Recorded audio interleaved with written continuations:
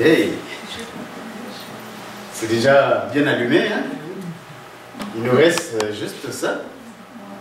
Oh, c'est magnifique. Donc ce soir, c'est les péchés et les pardons. Les blessures et la guérison intérieure. Alors, nous voyons que depuis que nous avons commencé, ce n'est pas du tout des enseignements, ce n'est pas des exhortations, ce n'est pas de la théorie. C'est vraiment dans la vraie vie, c'est que nous devons vivre comme des chrétiens, comme des chrétiennes, comme des disciples. J'ajoute missionnaires, selon notre diocèse aussi. Donc, la passion, nous l'avons vécue. Ce n'est pas qu'on nous a raconté la passion, nous avons vécu la passion dans la vraie vie. Oui, hein? La vie nouvelle en Jésus-Christ, ben, nous y sommes vraiment rentrés. Avec notre renouvellement de nos promesses de baptême à Pâques, nous avons dit, nous rejetons le mal et Satan son auteur, et nous recevons Jésus-Christ comme notre Seigneur et notre Sauveur. C'est ce que le prêtre nous a fait dire et nous avons répété ces engagements-là.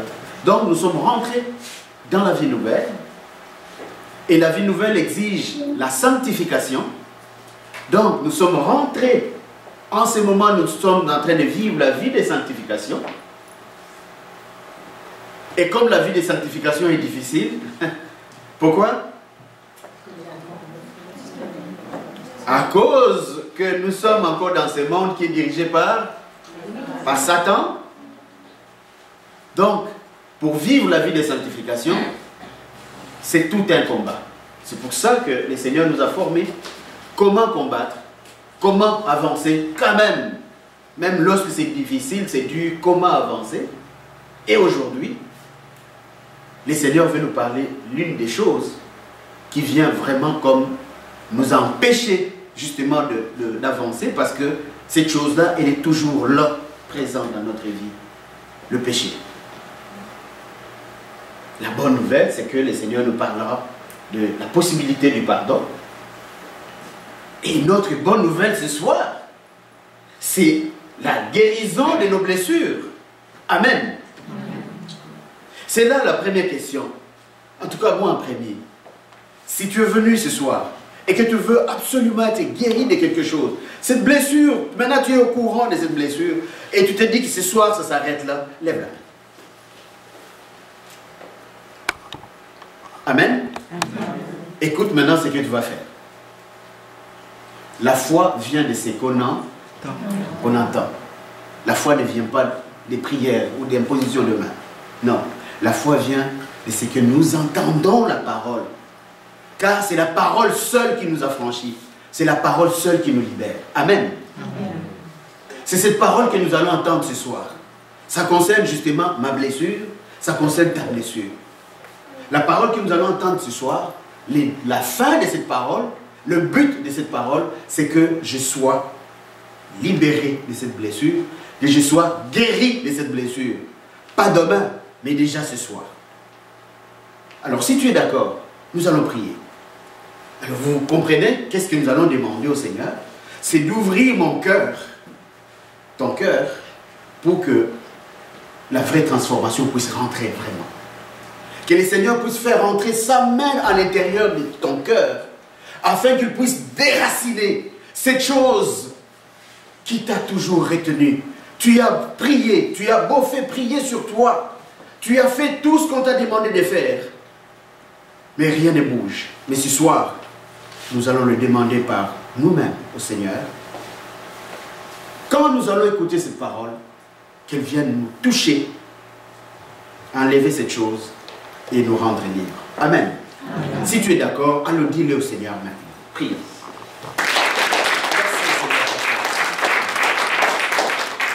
Amen. Amen.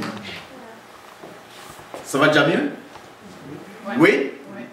Et ça va aller de mieux en mieux. À la fin, nous serons tous transformés complètement. Amen. Amen. On y va.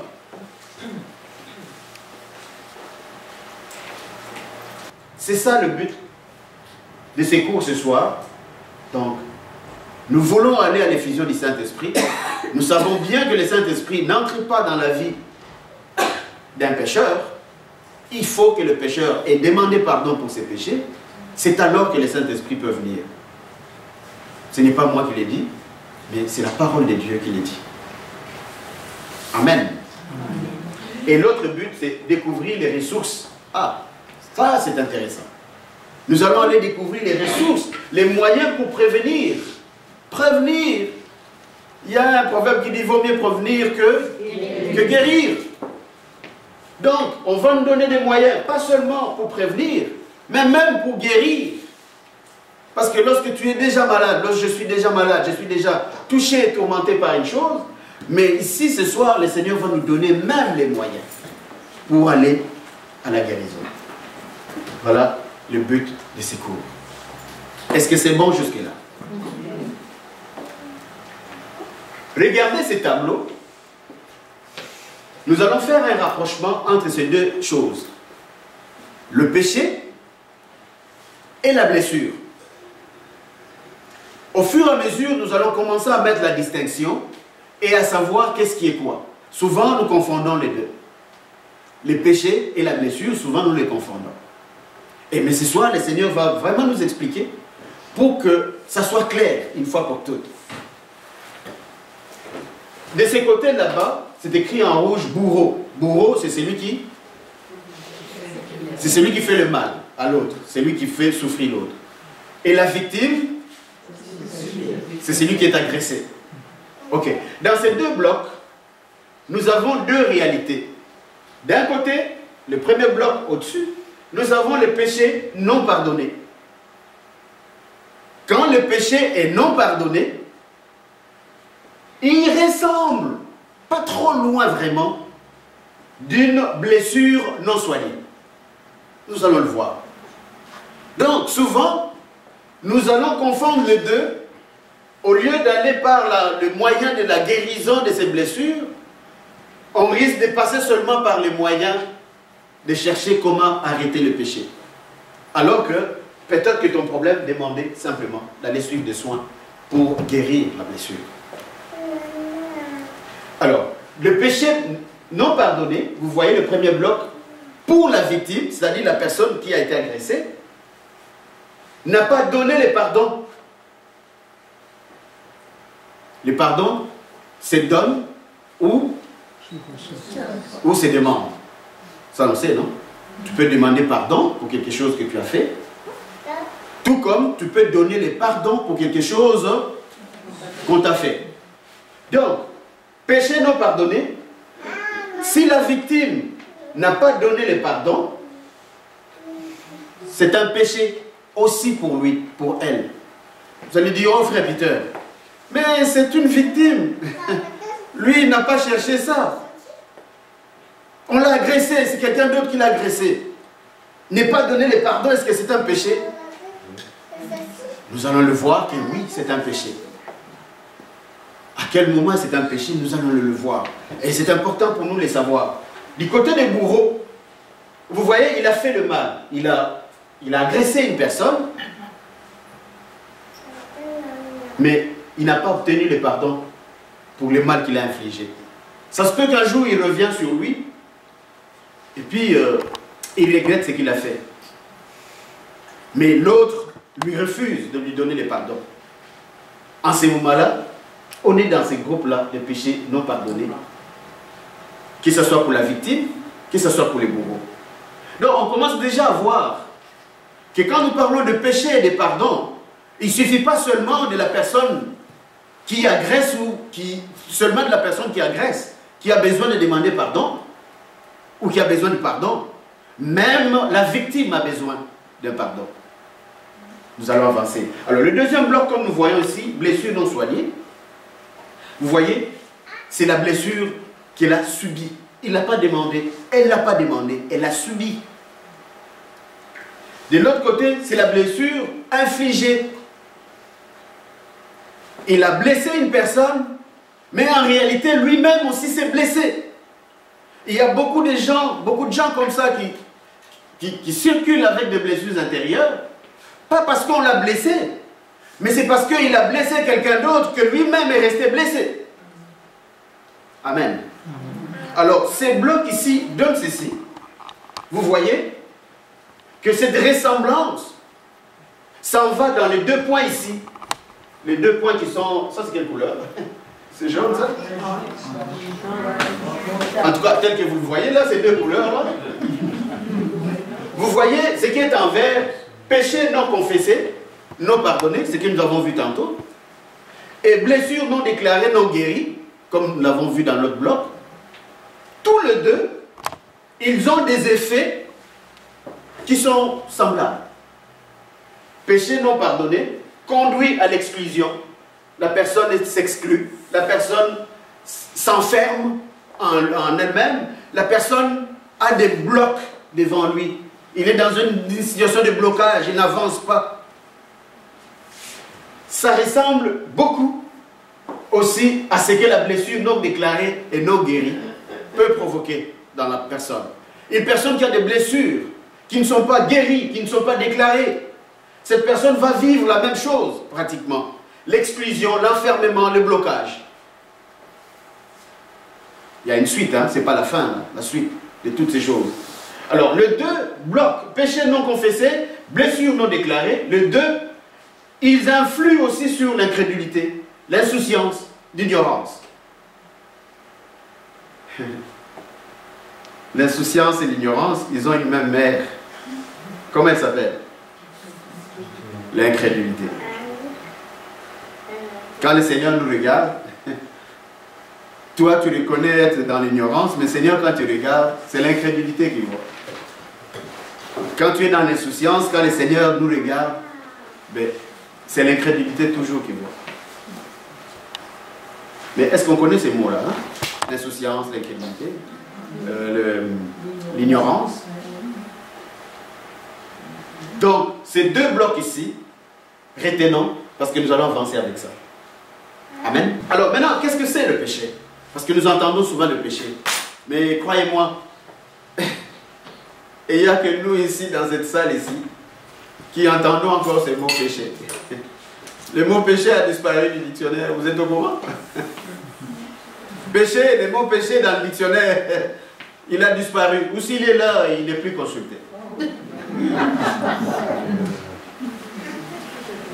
Parce que de nos jours, pas dire à quelqu'un que c'est un péché, il ne comprend pas de quoi tu parles. Il ne comprend pas de quoi tu parles. Donc le péché est une transgression ou une violation volontaire, ou non, de la loi divine. Frère Peter, ou non, je ne suis pas conscient, là, c'est parti comme ça. Est-ce que c'est un péché? Si c'est un péché, oui, c'est un péché. Et le Seigneur qui nous a donné à nous les hommes de discerner les niveaux de gravité de chaque fait, mais je pense que lui est mieux placé pour savoir que oui, ça il a combien péché, mais du moins c'était à cause de... Donc, volontaire ou non de la loi de Dieu, c'est un péché. 1 Jean 3, 4. Quiconque pêche s'oppose à la loi de Dieu, car le péché est la révolte contre cette loi, contre la loi de Dieu. Je pas ça que vous reteniez ça. Parce que il y a quelque chose que vous entendez ici, qui va s'expliquer un peu plus loin, mais qui ça peut vous donner déjà la lumière. Regardez, quiconque pêche s'oppose à la loi de Dieu, car le péché est la révolte contre cette loi. Nous allons comprendre quelque chose qui s'en vient. Parce que souvent, on ne comprend pas bien quel est le péché. À quel moment j'ai péché? On parle ici contre la loi de Dieu. Alors, la nature du péché est le mal commis délibérément. Le mot délibérément, c'est important. En pensée, en parole, par action et par omission. Ça vous rappelle quelque chose, ça? Acte de contrition. Est-ce que vous les connaissez encore? Donc, quand on fait quelque chose, ou quand on a une pensée, ou on sort une parole, ou on a manqué de faire quelque chose que tu devais faire, en toute connaissance des causes, avec pleine conscience, pleine liberté, plein consentement, même si tu dis que mais j'hésitais pourtant, c'est le péché. Amen. Nous avançons. Donc, l'exemple, comme les refus de pardonner, violence, adultère, meurtre, tout ça, c'est des péchés. Voici ce qui est intéressant et ce qui doit venir nous parler ce soir. Oh, frère Peter, mais tout ce péché, moi, je ne le fais pas. Ok. Mais voici ce que le Christ vient te dire ce soir. Comment lui comprend le péché? Vous avez entendu qu'il a été dit, tu ne commettras pas d'adultère. Eh bien, moi je vous déclare une déclaration. Moi je vous dis, dans d'autres versions, en vérité, je vous dis. C'est-à-dire que le Christ ne ment pas. Il est en train de dire quelque chose de sérieux et de vrai. Que tout homme qui regarde la femme d'un autre, en faisant quoi? En la désirant, a déjà commis l'adultère avec elle en lui-même. C'est impressionnant de voir comment le Seigneur définit le péché. Donc ce qui veut dire, en écoutant ceci, le Seigneur est en train de dire que le péché, ce n'est pas exactement, ce n'est pas décidément l'acte mauvais que tu fais. Est-ce que vous me suivez? Le péché, ce n'est pas nécessairement l'adultère que tu fais. Mais c'est l'intention délibérée que tu as en toi de te lever et d'aller commettre l'adultère. Est-ce que vous me saisissez? Ce que je vous ai dit tantôt un peu plus haut, je vous ai dit, retenez cet élan-là. Parce que pour les seigneurs, c'est comme ça qu'ils voient le péché. Quand que tu vas aller commettre un acte, c'est la conséquence de ta décision. Mais le péché en soi, c'est l'intention que tu as mûrie en toi pour aller faire cet acte. Est-ce que vous avez entendu? La différence ou la distinction entre péché dans l'intention et une tentation. La tentation, c'est quoi? La tentation, c'est que c'est l'idée qui me vient, qui m'attire vers. Amen? Donc, en ce moment-là, la tentation n'est pas péché. Je suis attiré vers. Mais ça devient péché dans l'intention à partir du moment où je prends la décision que ma tentation devient maintenant réelle, que je prends la décision de faire ce que la tentation me propose. À partir de cet instant-là, dans ton cœur, tu n'as pas encore fait l'acte, mais dans ton cœur, à partir du moment où tu convertis la tentation en intention, c'est là que se situe le péché. Et quand tu vas aller voir le prêtre pour confesser, c'est ça que tu vas confesser.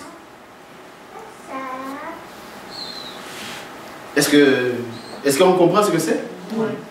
Supposons ceci. Regardez cet exemple. Si quelqu'un en bonne santé mentale commet un meurtre, le péché n'est pas le meurtre lui-même, mais le désir, la volonté et la décision délibérée de tuer. Parce que pendant qu'il est en train de prendre cette décision, ben, il ne s'est pas levé encore pour aller tuer. Vous me saisissez? Il est encore loin de commettre cet acte. Donc c'est là qu'il prend la décision, c'est là que se situe le péché. Autrement dit, quand nous autres, chrétiens, nous nous trouvons dans cette instance ici, que le Saint-Esprit vient te révéler, oh, Chantal, oh, Lise, attention, là, tu es en train de pécher. Avant que tu ailles commettre l'acte, le Seigneur, regardez la bonté de Dieu, il te donne même la possibilité de te repentir là. Donc, j'ai la possibilité de dire, Seigneur, pardon. Je te demande pardon pour cette mauvaise intention que je voudrais réaliser. Donc déjà là, le Seigneur peut te pardonner et ça s'arrête là. Donc l'acte, tu ne l'as pas commis. Mais le péché, est-ce que tu l'avais commis? Oui. Le péché, tu l'avais commis. À quel moment tu as commis le péché? Quand tu as pris la décision de le faire. C'est là que tu as commis le péché. Mais le Seigneur, dans sa bonté, regardez, Il te donne, dans la puissance du Saint-Esprit, la possibilité de te reprendre là. Avant même que tu ailles commettre l'acte, c'est-à-dire avant que tu te lèves avec ton arme pour aller tuer la personne, ça se peut qu'en cours de route, le Seigneur puisse t'apparaître et puis te dire, laisse tomber ce que tu voulais faire. À ce moment-là, tu reconnais ton péché parce que tu l'as déjà commis, mais heureux es-tu parce que tu n'es pas allé jusqu'à l'acte. Amen. C'est important. C'est ainsi que dans la justice humaine, dans les droits, par exemple concernant le meurtre, il y a ce qu'on appelle le meurtre prémédité et le meurtre non prémédité. La sentence, la peine, c'est pas la même chose. Quelqu'un qui a tué de manière non préméditée et qui a tué de manière préméditée, c'est pas la même chose. Amen.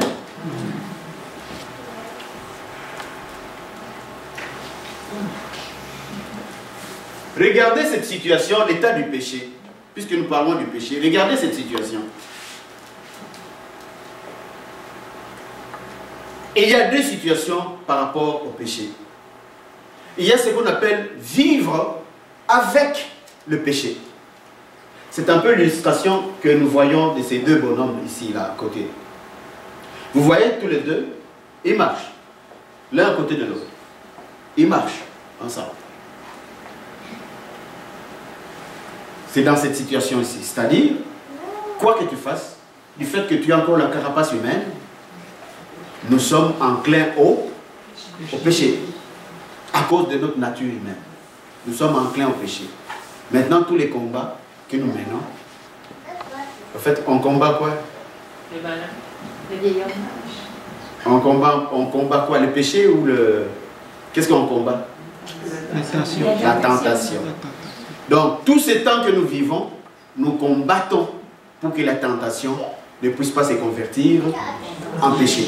Si c'est là le combat spirituel que nous avons appris le jeudi passé. Donc, maintenant, ces deux personnes qui marchent, c'est un peu ça notre réalité de nous les chrétiens. C'est-à-dire, tel que tu marches là, mon frère, ma soeur, le péché n'est pas loin. Il est toujours là à côté de toi. Ce qui veut dire quoi? Tu lui en donnes simplement une petite fraction de seconde pour qu'il te rentre dedans. Pendant que tu marches, le péché marche aussi à côté de toi. Est-ce que tu as péché? Non. Mais si tu ouvres, ne fût-ce que une toute petite brèche, le péché te rentre dedans. Et quand le péché te rentre dedans, on devient dans la situation comme celle-ci.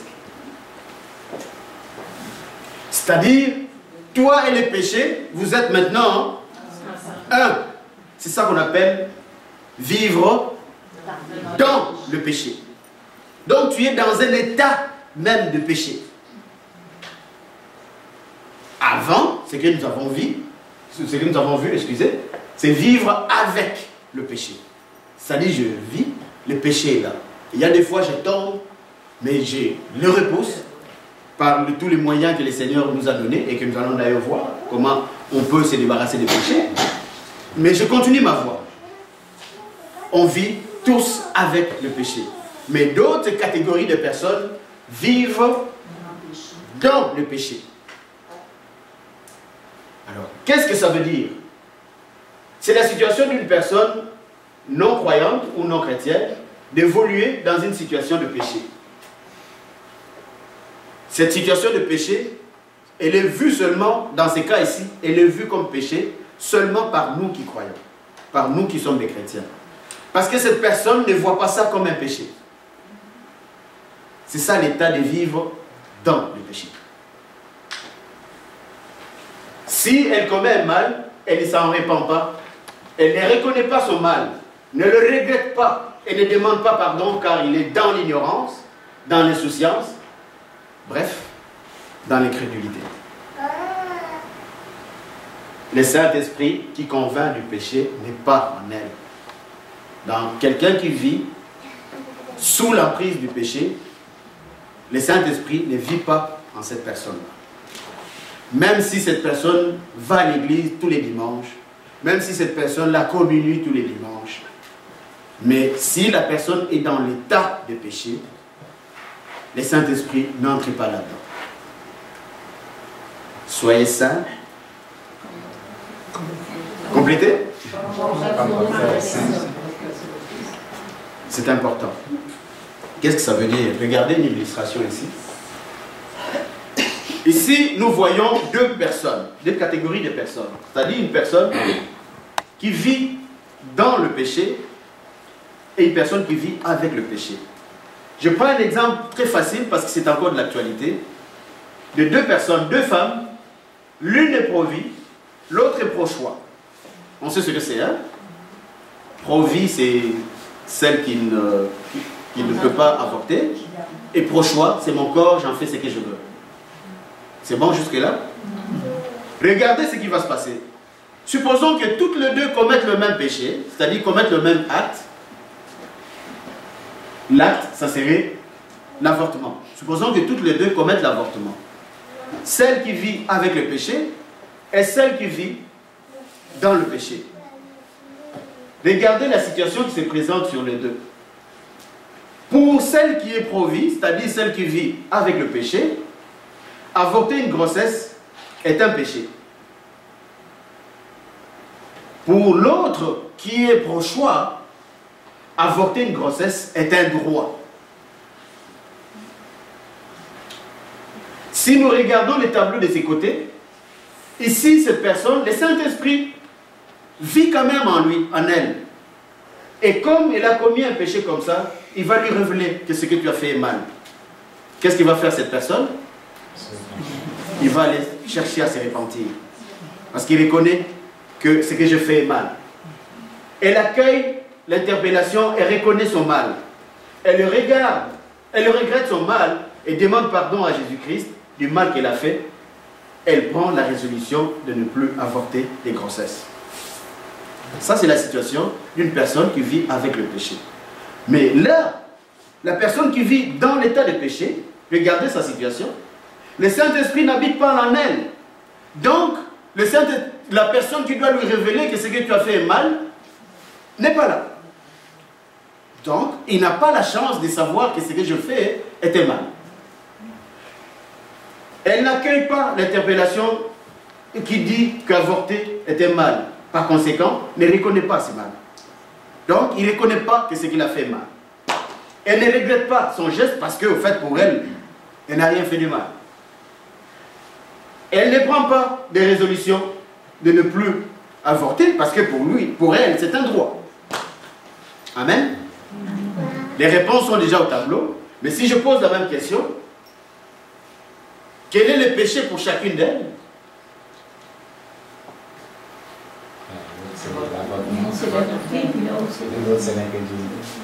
Voilà.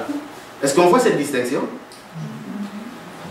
Pour celle-ci qui est chrétienne, son péché, c'est d'avoir pris la décision délibérément d'avorter. Et il a commis cet acte.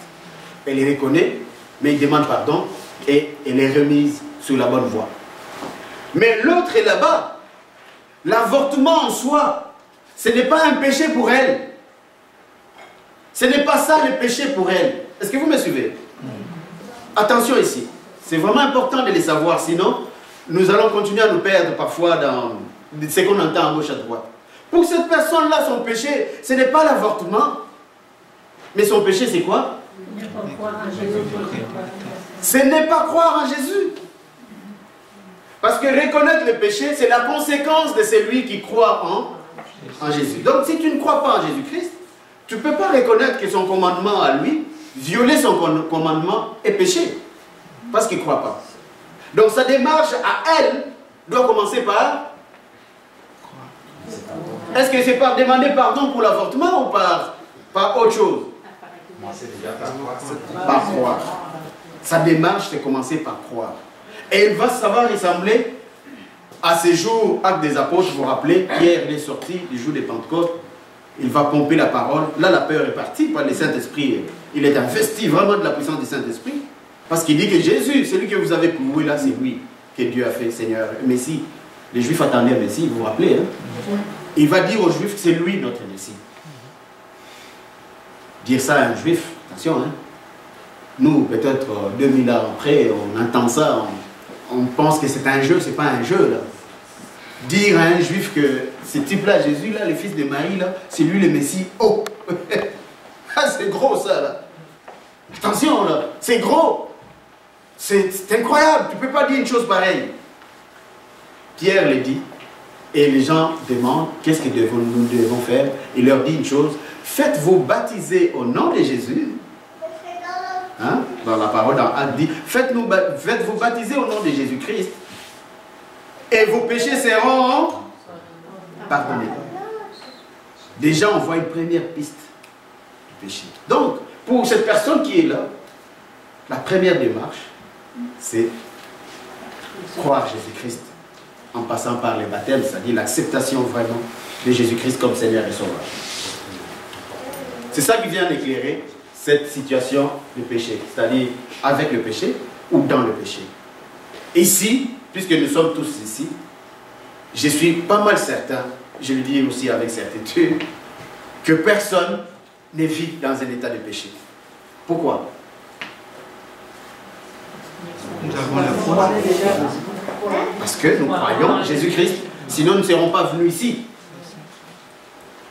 Si nous étions dans une communauté de prière, d'une dévotion, regardez la distinction, faites attention. Si nous étions dans une communauté d'une dévotion simplement, c'est probable qu'il y ait des personnes qui sont dans l'état de péché. Pourquoi? Parce qu'ils sont dans la dévotion à un saint tel que Jésus. Parce qu'ils croient à quelqu'un d'autre, à un humain d'autre que Jésus-Christ. Donc Jésus-Christ n'est pas au centre de sa vie. Je ne dis pas tout le monde dans cette communauté, je dis c'est probable qu'on trouve une personne comme ça. Mais dans un endroit charismatique comme celui-ci, c'est non. Pourquoi? Mais parce que vous avez déjà fait ce qu'on appelle recevoir le Seigneur Jésus-Christ comme Seigneur et Sauveur. Et quand le Seigneur, tu la reçois dans ta vie, écoute, peut-être la mauvaise nouvelle pour toi, c'est que c'est plus possible, tu ne peux plus l'enlever. Est-ce que vous saviez ça? Si le Seigneur est rentré dans ta vie, je ne veux pas te décourager si tu as d'autres démarches contraires, mais c'est que pour toi, c'est un malheur parce que tu ne peux plus le détacher. Tu ne peux plus l'enlever. Tu n'en as pas le moyen de l'enlever. Ceux qui sont à moi sont dans ma main. Personne ne peut les arracher de ma main. Et Paul renchérit, ni les péchés, ni la mort, ni les anges, ni quoi que ce soit ne peut nous arracher de l'amour de Dieu. L'amour de Dieu, c'est-à-dire lui qui vit en nous. Amen. Tu pensais que tu allais acclamer pour le Seigneur qui t'aime quand même. Malgré ce que tu es, le Seigneur continue quand même à t'aimer et à demeurer en toi. C'est cela, la grande nouvelle, la bonne nouvelle qui doit nous allumer, qui doit nous faire avancer. Les types de péchés, en deux groupes. Ce soir, on ne va pas parler de ce que nous avons vu dans les catéchismes. Hein? Ça nous a nourris, ça nous a aidé à comprendre. Nous allons plutôt entrer beaucoup plus dans la vie pratique de ce que nous voyons. Il y a le péché originel. Le péché originel, c'est qu'on naît avec. Tout humain qui naît, il naît avec le péché originel. Mais ces péchés-là, ça s'enlève quand? Au baptême. Au baptême. J'avais cité ce que Pierre avait déclaré tantôt.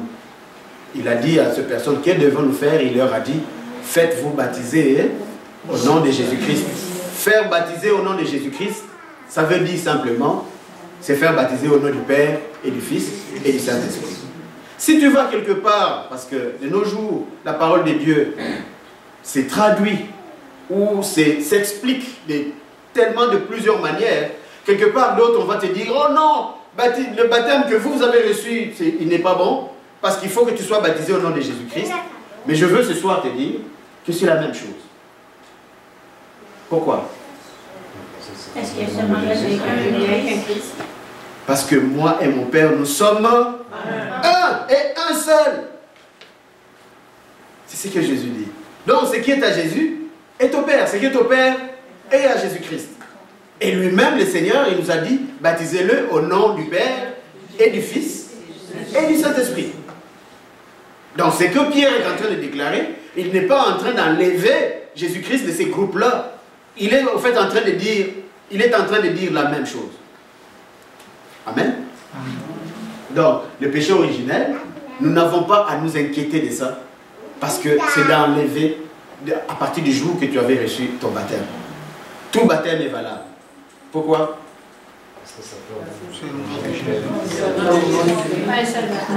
Parce qu'il y a un seul baptême. Si tu l'as reçu le baptême, peu importe quel âge tu avais, on t'a baptisé pareil. Donc, tu as été baptisé. Même si tu vas quelque part, là ça sonne quelque part, hein?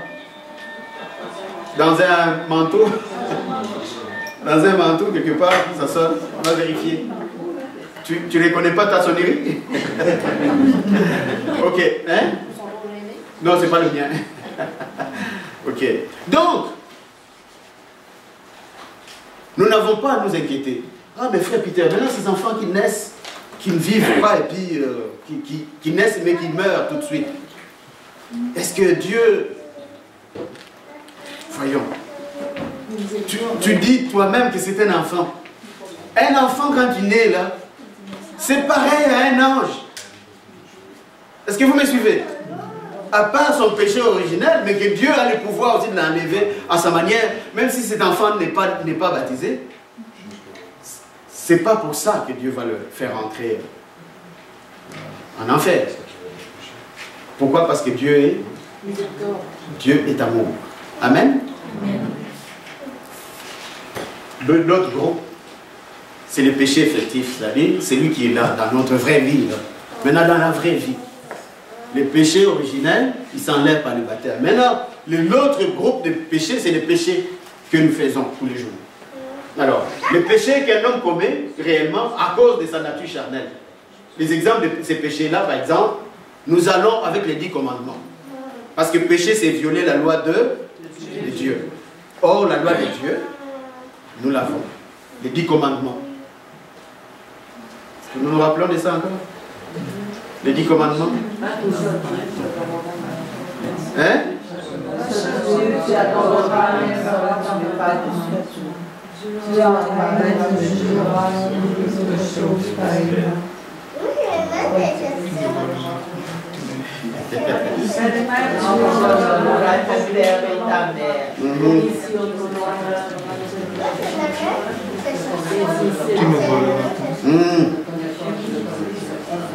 Vous voyez que nous avons même de la peine pour nous rappeler. Est-ce que vous savez pourquoi? C'est l'Ancien Testament. Parce que c'est plus vivant. Ok, parce que le péché a foutu le camp. Le péché a disparu de nos environnements, alors qu'il est toujours là. Amen.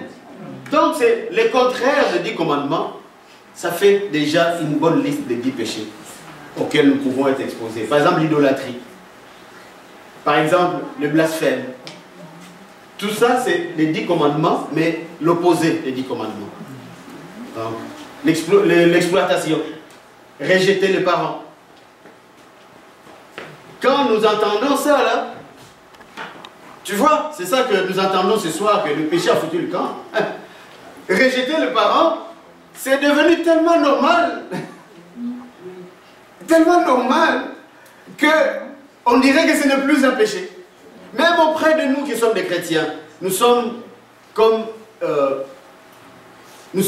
responsables pour connaître que c'est un péché, mais ça ne sonne plus de la même manière. Nous rejetons nos parents, nous n'avons même pas la bonne volonté de les aider, de les soutenir. Amen. Donc, tous ces 10 commandements, comme la haine, on sait ce que c'est. Hein? Tu aimeras ton prochain comme toi-même. Mais au lieu d'aimer, qu'est-ce que tu fais? Tu le haïs. Voilà. Donc, le meurtre. Nous avons entendu tantôt comment le Seigneur a défini le meurtre. Adultère, nous avons entendu. Le vol. Le vol, le vol, ça fait partie de péchés que nous faisons régulièrement, mais nous ne faisons pas attention. Et quand nous allons aussi aux confessionnaux, on ne les dit pas souvent. Alors que la longueur de la journée, si tu regardes, tu as volé 3-4 fois, mais tu ne te rends pas compte que tu as volé.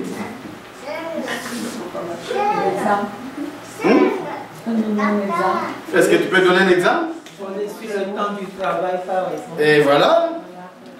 Tu es arrivé 5 minutes en retard, mais tu te dis, oh, chef, il n'a pas vu.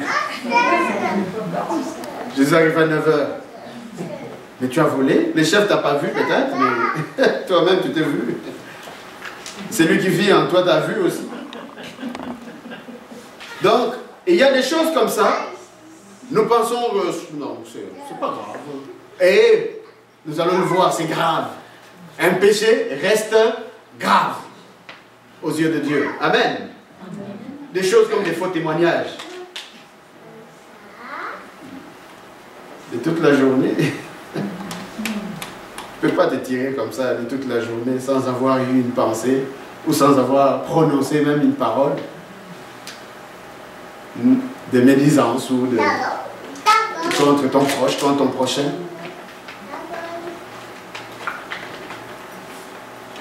Ça reste des péchés. Nous allons voir pourquoi ça reste des péchés. Prenons l'exemple de l'idolâtrie dans Exode 20, le premier commandement, 21, le Seigneur dit, tu n'auras pas d'autre Dieu que moi. Saisissez déjà ça. Tu n'auras pas. Est-ce que vous entendez? Tu n'auras pas d'autres dieux. Saisissez ça. Ça commence là pour que la confusion s'enlève dans ta tête. Tu n'auras pas d'autres dieux devant ma face. Tu ne feras aucune idole. Maintenant, il explique. Autre dieu, il explique. Donc, tu ne feras aucune idole, aucune image de ce qui est là-haut dans les cieux, ou en bas sur la terre, ou dans les eaux par-dessus la terre. Tu ne te prosterneras pas devant ces images pour leur rendre un culte. Car moi, le Seigneur ton Dieu, je suis un Dieu jaloux. Chez ceux qui me haïssent, je punis la faute de père sur les fils, jusqu'à la 3e et la 4e génération. Mais ceux qui m'aiment et observent mes commandements, je leur garde ma fidélité jusqu'à la gravité du péché. Tout péché est grave. Parce que c'est une désobéissance à Dieu. C'est grave. Tout péché apporte le malheur. Beaucoup, nous n'aimons pas ces mots-là, le malheur. Mais regardez qui apporte le malheur. Il s'appelle comment? C'est qui apporte le malheur? Péché. Ça peut être un péché que toi tu fais. Ça peut être un péché que l'autre a fait. Ça peut porter le malheur à cet autre même ou à moi aussi, son proche. Amen. Est-ce que vous me saisissez?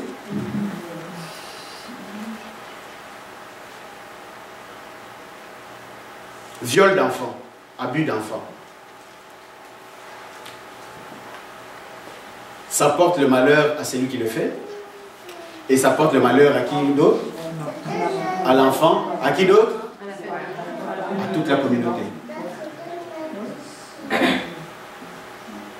Tout péché est grave. Je pris le texte ici parce qu'il me parle beaucoup. Matthieu 18, 1, 9. À ce moment, les disciples s'approchèrent de Jésus et lui demandaient qui est le plus grand dans le royaume des cieux. La question qu'on lui pose est vraiment simple. Mais écoutez sa réponse. Au-dessus de ça, est-ce que vous connaissez l'histoire? Vous savez qu'est-ce qui se passe? Il y avait des disputes entre eux là. C'est qui est. Bon. Et finalement, ils vont lui poser la question. Et qu'est-ce que Jésus répond? Écoutez sa réponse. Il y a un peu de l'humour là-dessus. Parce que si tu regardes bien, ce n'est pas ce qu'on lui demande. Sa réponse, Jésus appela un petit enfant, le plaça au milieu d'eux. Jésus appela un petit enfant, le plaça au milieu d'eux. C'est souligné en rouge, mes frères et sœurs. C'est qui que Jésus a appelé? Un petit enfant. C'est important ça, suivons bien.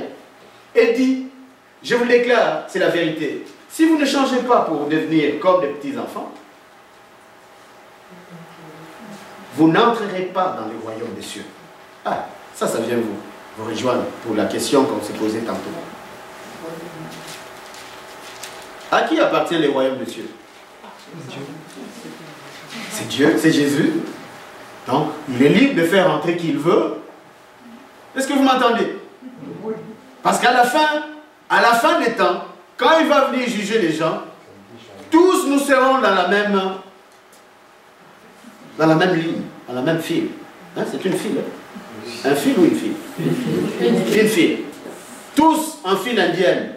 Et les papes, et les cardinaux, et les monseigneurs, tous. Et même ton saint, ton ami saint, lui aussi dans la file. Tous dans la file.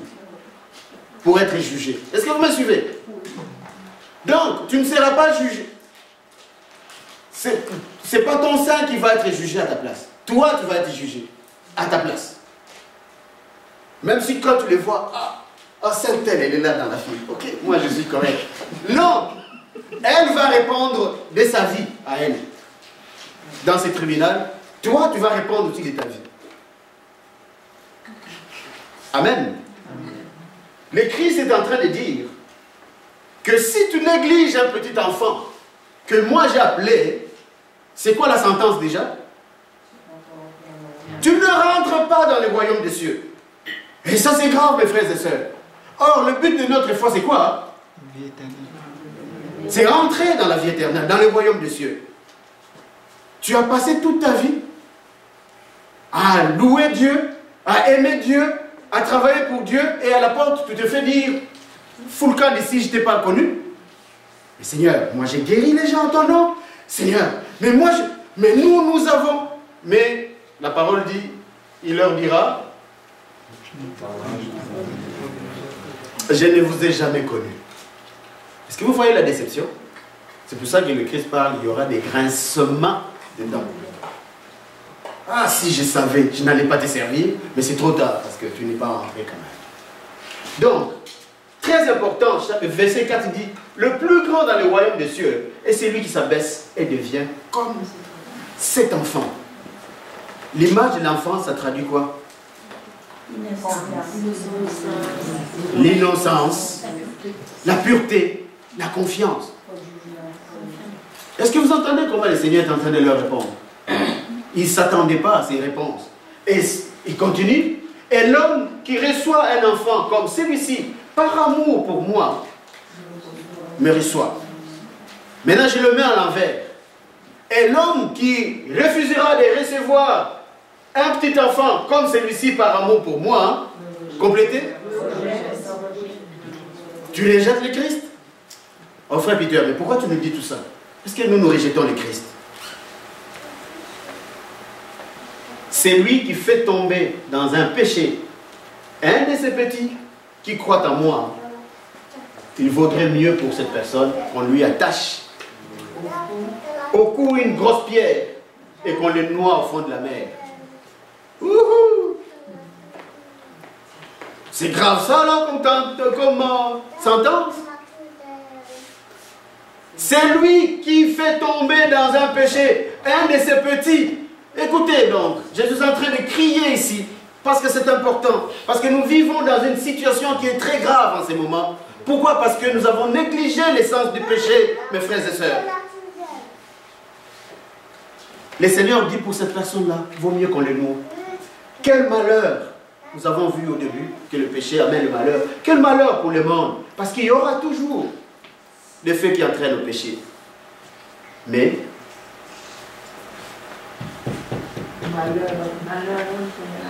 malheur à l'homme par qui le péché ou les scandales arrivent. Il est en train de nous parler à nous. Malheur à nous si c'est nous qui sommes responsables d'un scandale comme celui-ci. Ici, le Seigneur parle de quel scandale? De quel péché ici? De l'innocence, c'est-à-dire d'abuser des enfants. Or, aujourd'hui, l'un des problèmes qui secoue l'Église en ces jours, c'est quoi? L'abus des enfants. Est-ce que vous avez entendu cette parole? Est-ce que vous avez entendu ce que le Seigneur est en train de dire ici? C'est grave. C'est grave, mes frères et sœurs. C'est pour ça que vous entendez Rome ne cesse de le dire, de nous demander de prier. Prions parce que c'est grave ce que nous avons accueilli dans l'Église. C'est grave ce que nous avons fait dans l'Église. Nous condamnons les prêtres. Parce que les prêtres qui ont abusé des enfants, les prêtres, ceci, cela, ok. Mais nous-mêmes les parents, est-ce que tu sais combien de fois tu as abusé des enfants? Tu dis, oh, frère Peter, mon enfant, je ne vais pas l'abuser. Mais oui, à quelque part, parfois on a abusé de nos enfants. En ne leur donnant pas l'éducation de la foi. Tu les as abusés. Parce que les enfants sont des innocents, ils ne savent pas. Ils vont adhérer à ce que les parents vont leur donner. Tu dis, oh frère Peter, comment ça moi que j'ai abusé des enfants?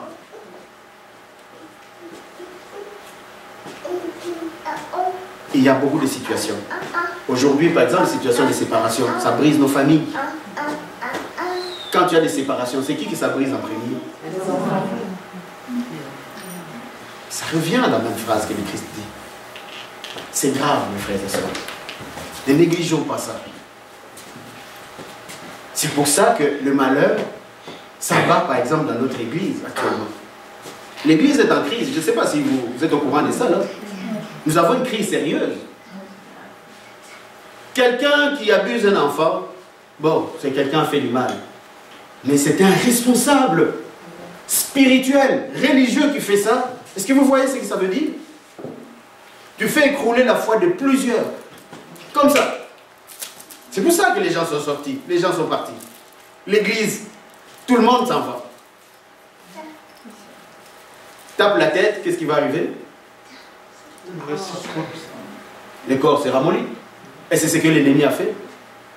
Il tape la tête. C'est-à-dire, il va utiliser toutes ces personnes qui sont pourtant des serviteurs de Dieu, mais fragiles, parce qu'ils n'ont pas, pour plusieurs, ils n'ont pas saisi l'essence vraiment de devenir prêtres. Ce sens des responsabilités, malheureusement, il n'est pas rentré dans leur spiritualité, dans leur foi, pour peser les conséquences que ça peut avoir. Pendant plusieurs années, ça s'est passé. Et aujourd'hui, nous payons. L'Église paye. Ça vient rejoindre ce que nous avons entendu tantôt. Que Dieu peut punir jusqu'à X temps. Simplement regarder les enfants, un petit enfant. Quand tu y avait la religion dans les écoles, dans les choses,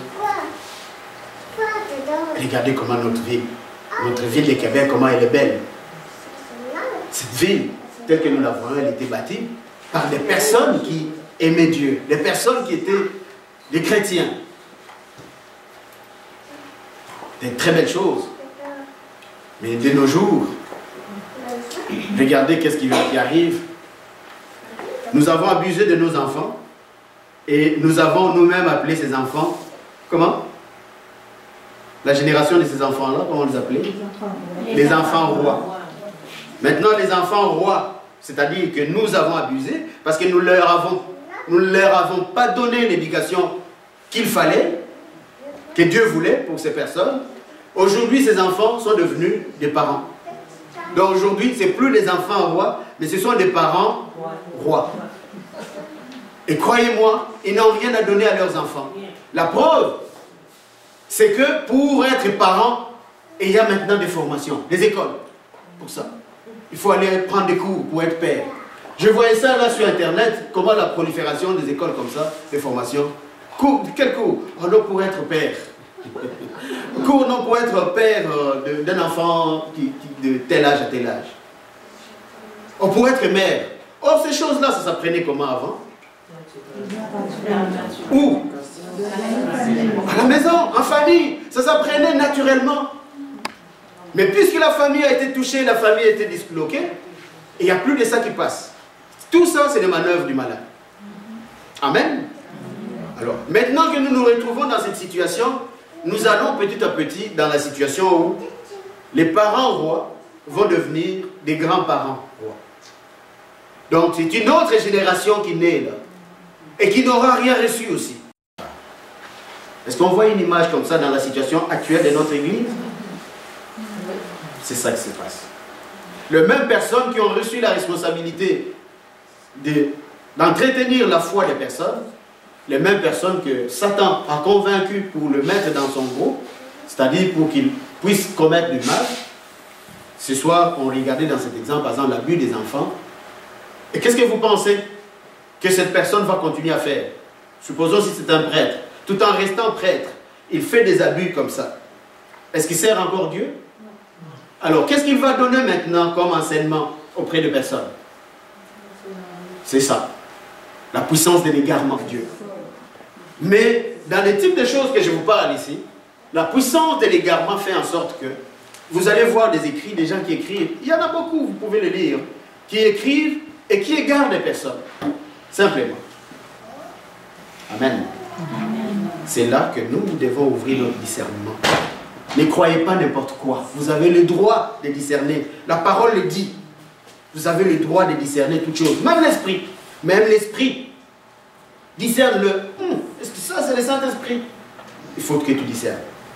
Quand tu vois qu'il y a des grains de doute, donc, ce n'est pas le Saint-Esprit. Et nous avons le droit de discerner. La responsabilité de discerner. Beaucoup de gens souffrent à cause des mauvais enseignements qui n'amènent pas à la construction des personnes, mais à la destruction de la foi. Amen. Soyez avertis. Les malheurs, donc tout ce qui est d'autres qui sont comme des conséquences des péchés, nous avons par exemple la maladie du corps. Le péché, il peut t'amener une maladie dans ton corps, vraiment, dans la vraie vie. Exemple, regarde, de nos jours, la science a prouvé que c'est un cancer dû à la consommation, par exemple, des narcotiques ou d'alcool ou tout ce que tu veux, là, qui puisse... L'alcool, par exemple, tu peux avoir quel cancer, type de cancer? Le foie, le gorge, ou... Fumer, ça peut t'amener quel type de cancer? Poumons, des choses comme ça. Donc, le péché, c'est-à-dire, tu ne respectes pas le corps. Ton corps, c'est un péché. Parce que notre corps, c'est le temple de Dieu, du Saint-Esprit. Et donc, si tu ne les respectes pas, qu'est-ce qui va se passer? Il y a des conséquences. Je ne vais pas te décourager. Même si tu as confessé ton péché, quand l'acte est commis, la conséquence, tu la manges quand même. C'est bon?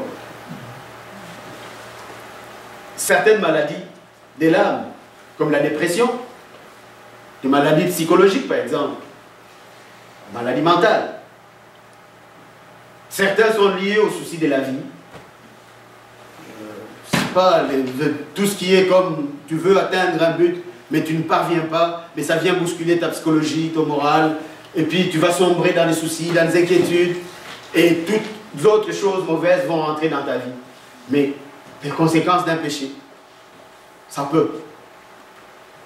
Et toutes les autres choses qui viennent avec. Des maladies de l'esprit, comme l'incrédulité. Le péché peut t'amener l'incrédulité. Aujourd'hui, tu fais la même chose. Demain, tu refais la même chose. Tu confesses quand même, mais tu reviens encore, tu fais. Au bout de 10 fois, tu vas encore te lever pour aller confesser? C'est pas sûr. C'est sûr que tu vas commencer à voir ça normal. Tu vas te dire, de toute façon. Mais ça va t'amener la maladie qu'on appelle l'incrédulité. Donc tu ne crois plus. C'est ça que le péché est capable de faire. Les pratiques des séances occultes. L'autre jour, on entendait ça. Et c'est plus un secret, on le sait. Même dans notre église. Même dans les églises évangéliques qui nous pompent, qui nous cassent les oreilles tout le temps. Mais il y a la pratique des séances occultes parfois. Certains des pasteurs qu'on voit à la télé ou sur YouTube en train de faire des choses extraordinaires. Oh! Rappelez-vous, le Christ l'a dit, qui viendront après moi et feront des grands miracles. Et vous pensez que c'est quand que ça va se faire? Mais c'est là, on est en train de le voir. Tous ceux qui font tous ces spectacles, tous ne servent pas Dieu. Ils se couvrent derrière Dieu, mais ils ne servent pas Dieu. Ça fait partie des personnes que Dieu a dit, à la porte, il va les repousser, il va les vomir. Donc, nous devons faire attention à tout ça. Que le péché peut apporter tout ça. J'ai donné l'exemple des catastrophes. Et ça, c'est pas compliqué, allez voir. Regardez comment nos ouragans actuels, comment ça ravage. Et les scientifiques, du moins pour une bonne partie des scientifiques, tous ils sont d'accord que c'est l'activité humaine qui fait tout ça. On coupe du bois partout et tout c'est la sécheresse. Et puis, s'il y a des feux qui partent, qui ravagent des villes entières. Et les changements climatiques, c'est des catastrophes voulues par l'humain. Comment? Mais par les péchés. L'expoliation de toutes les ressources naturelles. Je vous ai toujours dit ça, par exemple, que dans le pays d'où je viens, c'est vraiment les temples des ressources naturelles. Tu penses à une ressource naturelle, une pierre précieuse que tu connais, ça se trouve là. Et là, on assiste, tout le monde voit tous ces gros biceps financiers qui débarquent de partout. Ils viennent se bagarrer là. Ils viennent se battre pour les choses qui ne sont pas les leurs. Est-ce que vous saisissez ça? Deux voleurs viennent chez toi, ils se battent pour te prendre ton téléviseur. Et devant toi là en plus. Toi tu es là et puis ils se battent. C'est un péché. Parce que c'est la convoitise, c'est la cupidité, c'est l'avarice qui pousse les gens à aller encore l'argent, encore l'argent, encore l'argent. On piétine les gens, on tue les gens, on rend les gens malades, ils s'en foutent. C'est un péché. Et ces péchés-là, c'est ça qui produit certaines catastrophes que nous voyons.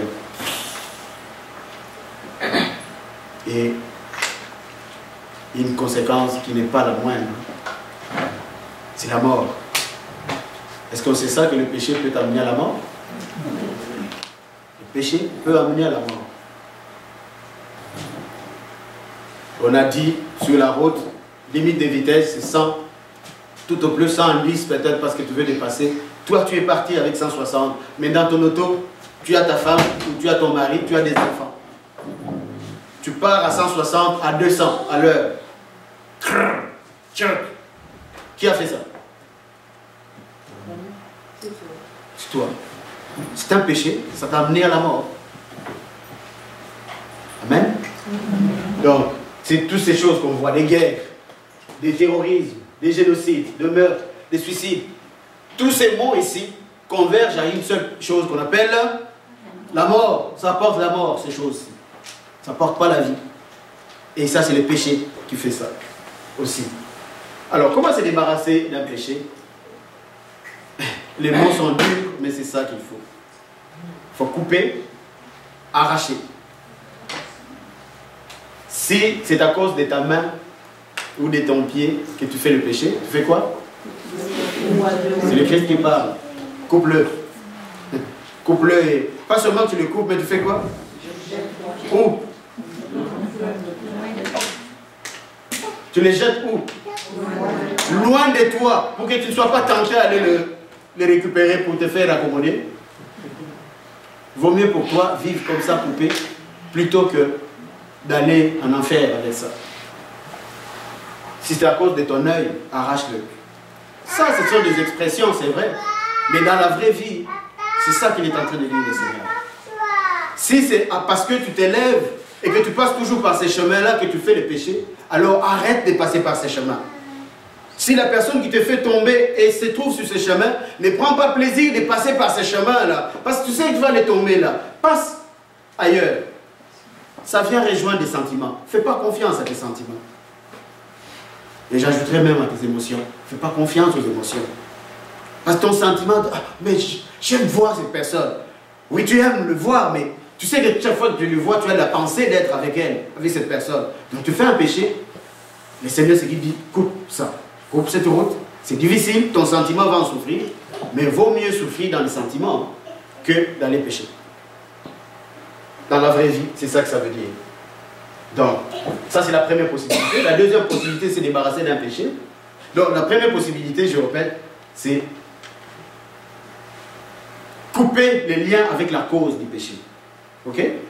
Déraciner la cause. Donc aller vraiment couper dans la cause. Peu importe ce que tu vas souffrir, mais coupe dans la cause. C'est une façon de se débarrasser d'un péché. Une autre façon de se débarrasser d'un péché, c'est la repentance. Et la repentance, nous l'avons vu le jeudi passé, c'est il faut reconnaître son péché,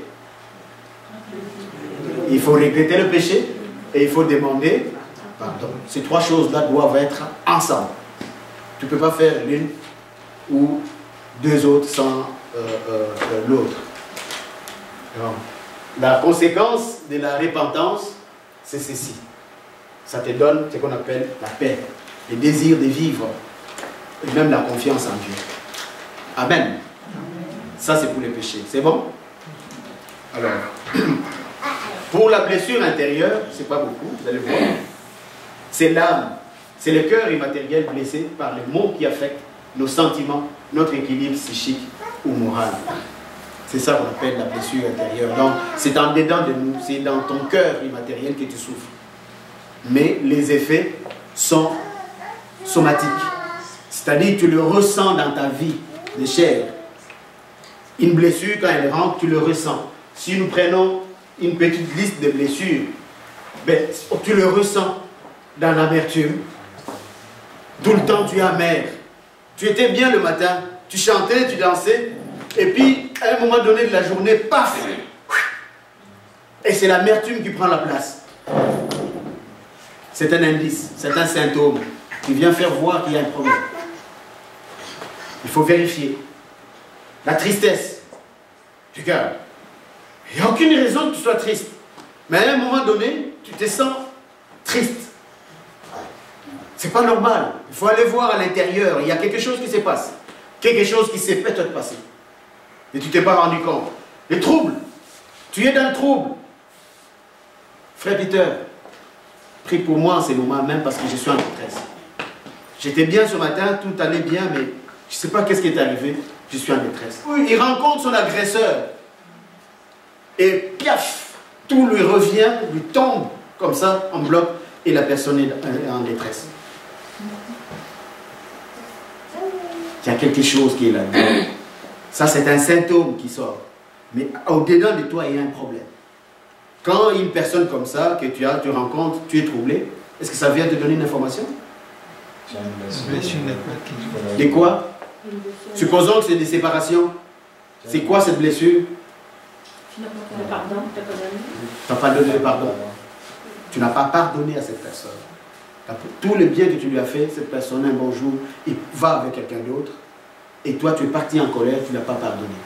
Et chaque fois que tu penses à lui ou que tu le vois, tu es troublé, en détresse.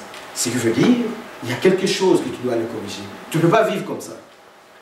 Le Christ, il ne nous a pas créés pour que nous puissions vivre comme ça. Amen. Tu as perdu l'angoisse. Tu fais une crise d'angoisse. J'accompagnais une personne qui faisait des vraies crises d'angoisse. Que tu ne peux pas comprendre.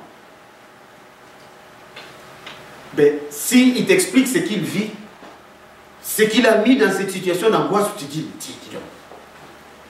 c'est pas possible. Comment une situation comme ça peut mettre une personne dans un état d'angoisse, de détresse? Donc, simplement à cause de... Parce qu'il y a quelque chose en elle, cette personne-là. Il y a une blessure qui est non soignée. Peut-être qu'il ne sait pas. Donc, la personne dont je vous parle aujourd'hui, Dieu a fait grâce. Il a été libéré de ces crises d'angoisse. Il ne les fait plus. Depuis qu'il a fait cette démarche de sortir de là. Amen. Des choses comme des fatigues morales. Ah, je voulais aller à la prière, mais je me sens fatigué. Frère, je ne suis pas venu là, je suis vraiment fatigué. Va vérifier. Il y a quelque chose. La dépression, n'en parlons pas. Dès que tu remarques des symptômes de dépression, toi qui es chrétien, chrétienne, ne joue pas avec ça. Vérifie en toi. Oui, tu as besoin des ressources. Des ressources humaines. Ils vont te raconter des choses humaines. Est-ce que vous êtes d'accord avec moi? Ok. Parfois même la personne qui est chargée de te raconter ces histoires, elle-même est là-dedans. Et donc, ne vous attendez pas à grand-chose. Quand tu es chrétien, chrétienne, tu fais quoi? Dans des situations comme ça, tu sens un symptôme de dépression. Tu fais quoi? L'examen des consciences, nous allons le voir les dénouements. L'examen des consciences, pour voir qu'est-ce qui ne va pas. Il y a quelque chose qui ne va pas. Fais-toi voir par l'écoute. Quelqu'un de confiance qui va t'écouter, qui peut t'aider, peut t'accompagner. Par toi-même, tu peux faire la démarche par toi-même pour sortir d'une telle situation, c'est possible aussi. Ne jouez pas avec ça. Ne faites pas comme les gens de ce monde, c'est comme de nos jours, c'est la vedette. Hein. C'est devenu comme... c'est comme une fierté d'être en dépression. Non, ce n'est pas une fierté du tout. Pas du tout. Ce n'est pas pour les enfants de Dieu. Est-ce que vous me saisissez? Un enfant de Dieu doit résister à ça. C'est important. Les soucis. Le Seigneur dit, n'ayez pas de soucis pour les choses de ce monde. N'ayez pas de soucis. Les chagrins. Tu as perdu quelqu'un d'important. Quelqu'un pour toi qui comptait. Sache que la mort, c'est une réalité. Une réalité qui peut frapper n'importe qui, n'importe quelle famille. Sans choisir, en fait. Et pour nous, les chrétiens, comme Paul dit, nous ne devons pas pleurer nos morts dans les chagrins. Nous avons le droit de pleurer nos morts. Mais n'acceptons pas que les chagrins puissent prendre place dans nos cœurs. Les chagrins détruits. Amen. Les péchés en soi, comme nous avons vu là-haut. Donc, tout ça, ce sont des manifestations à travers lesquelles je peux dire que j'ai un problème. Je pense que j'ai une blessure intérieure. Je vais aller faire soigner cette blessure afin que je puisse mieux mener ma vie des chrétiennes. D'où vient la blessure? C'est simple. La blessure peut venir de moi-même. Donc, moi-même, je me suis blessé. On a entendu ici quelqu'un qui a fait du mal à quelqu'un d'autre. Il pense faire du mal à quelqu'un d'autre, mais il s'est fait du mal aussi à lui-même ou à elle-même. La blessure peut venir de moi-même. La blessure peut venir des conditions de la vie. Par exemple, à l'enfance, une personne qui a été battue, comme nous entendons ça souvent, ah, je suis comme ça, j'ai des problèmes psychologiques parce que j'ai été battu quand j'étais enfant. Il faut aller chercher de l'aide. Parce qu'en réalité, être battu quand tu étais enfant, c'est pas ça qui va te mettre dans des situations de détresse. Est-ce que vous me suivez? Il y a quelqu'un qui amplifie tout ça pour te faire voir que c'est mauvais ce qu'on t'a fait, que ce qu'on t'a fait là, on t'a réduit, que toi tu dois rester là en bas parce qu'on t'a fait telle chose. C'est cette voix-là qui vient aplatir les personnes pour qu'ils restent là-dedans. Mais la voix que nous devons entendre, c'est la voix du pardon. J'étais battu quand j'étais un enfant, je donne le pardon. Et tu passes. J'insiste sur ça. C'est que le diable vient nous dire que parce qu'on t'a battu quand tu étais enfant, c'est pour ça que ta vie psychologique n'est pas bonne. Sortons ça de notre vie. Sortons ça de nos cœurs. Amen. Donc, ce qui fait ça, c'est l'ennemi qui fait ça, qui vient mettre dans ta tête que comme toi tu as été battu, tu dois te trouver dans une situation de détresse. Il faut que tu restes là. Il faut que les gens voient que tu es vraiment dans la détresse pour condamner cette personne qui t'a battu, pour que tu puisses haïr cette personne. Et aujourd'hui, je vous parle. J'ai prié pour beaucoup des cas qui m'ont été amenés sur des familles où les enfants n'aiment plus leurs parents, ont rejeté les parents, parce qu'ils se sont rappelés quelque part dans leur vie que les parents les battaient. Amen. Je le dis parce que nous vivons dans cette culture et c'est important et c'est des problèmes réels que nous avons dans la communauté. Des exemples, il y en a beaucoup. La rancœur, la rancune, il faut les sortir. La blessure peut venir de personnes malveillantes aussi, des autres. Hein? Ça peut être un proche, ça peut être un inconnu, ça peut venir des autres. Du monde immédiat et les systèmes de choses dans lesquels nous sommes. Dans le monde tel que nous vivons, ben, tu peux être blessé. Quelqu'un que tu ne connais même pas dans la rue. Et bon, non. À l'Assemblée nationale, on vote une loi. C'est quoi la loi qui est controversée actuellement?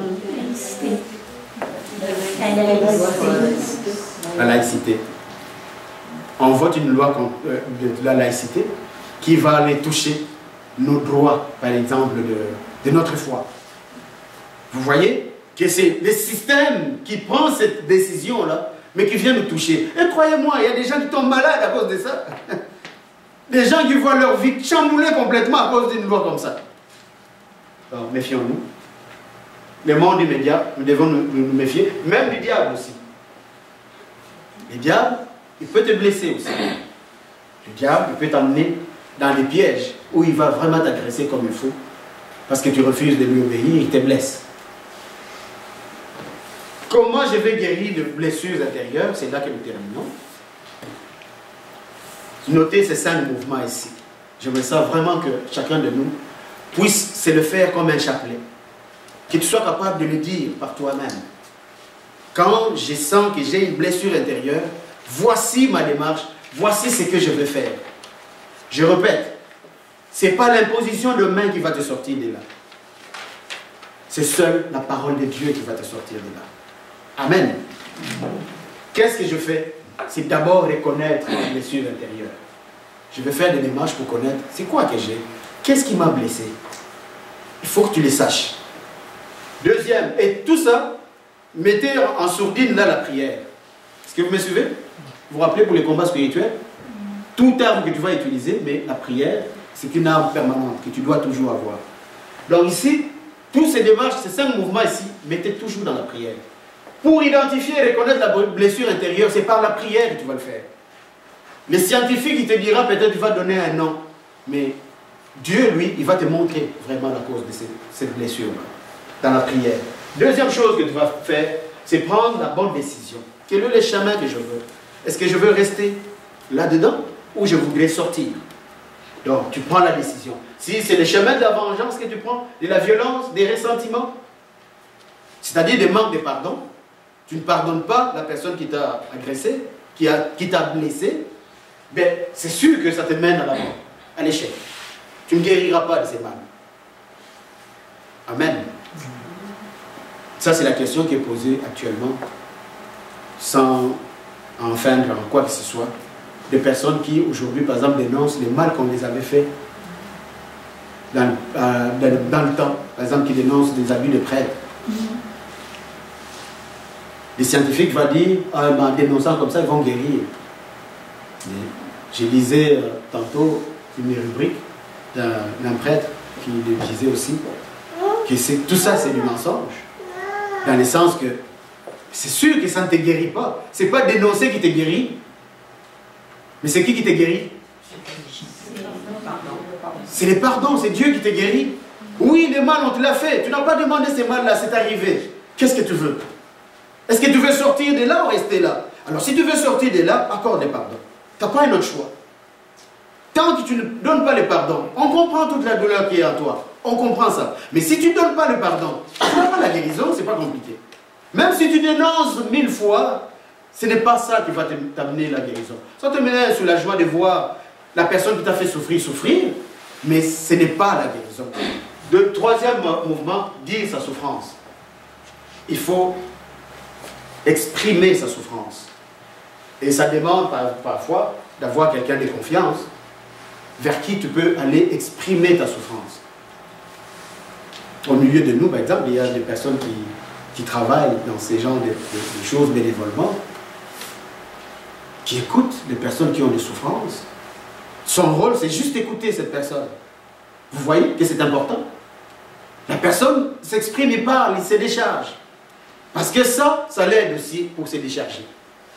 Si tu ne peux pas avoir quelqu'un de confiance, je ne sais pas, nous avons perdu l'habitude d'écrire, alors va écrire. Tu sais, c'est une façon de se décharger. Écrire. Tout ce que tu vis là, tu l'écris. Tu écris, et à la fin, quand tu penses que tu as vidé tout ton sac, tu peux le brûler, tu peux le déchirer. Mais ce qui est important pour toi dans la prière, tu t'es déchargé. Quatrième chose, donner, demander et recevoir le pardon. Si c'est toi qu'on a blessé, donne le pardon. Si c'est toi qui as blessé, demande le pardon. Et quand le pardon va venir, accueille-le. Parce qu'il y en a qui demandent le pardon, mais ils n'accueillent pas le pardon. Quand on va le lui donner, il ne veut pas de ce pardon. Cinquième mouvement est important, c'est accueillir la grâce du pardon.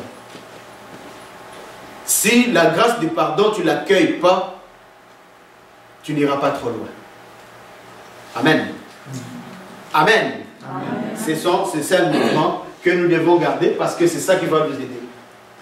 Frère Peter, mais quand j'ai pardonné, qu'est-ce qui va arriver avec la personne qui m'a agressé? Cette personne, ça peut être aussi moi-même. Qu'est-ce qui arrive avec moi? Parce que c'est moi qui me suis agressé moi-même. Choisis librement en mesurant les conséquences. Est-ce que je veux me réconcilier avec mon agresseur ou je vais simplement me séparer avec mon agresseur? C'est ton droit. Il n'y a pas de péché là-dessus. Est-ce que vous me suivez? Tu n'es pas condamné à rester avec une personne qui t'agresse. C'est libre à toi de te séparer d'une personne comme ça. Surtout lorsqu'il montre clairement son manque de désir de vraiment d'arrêter ça. Il le montre, tu vois vraiment qu'il ne veut pas arrêter de t'agresser. Tu es libre de te séparer d'une telle personne, mais tout en le pardonnant.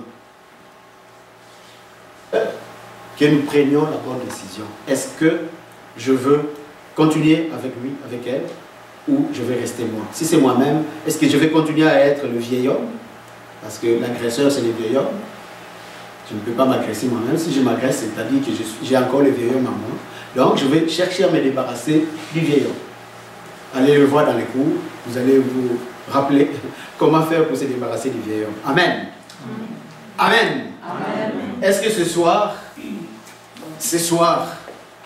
tu veux vraiment te débarrasser et de ton péché et de ta blessure? Oui.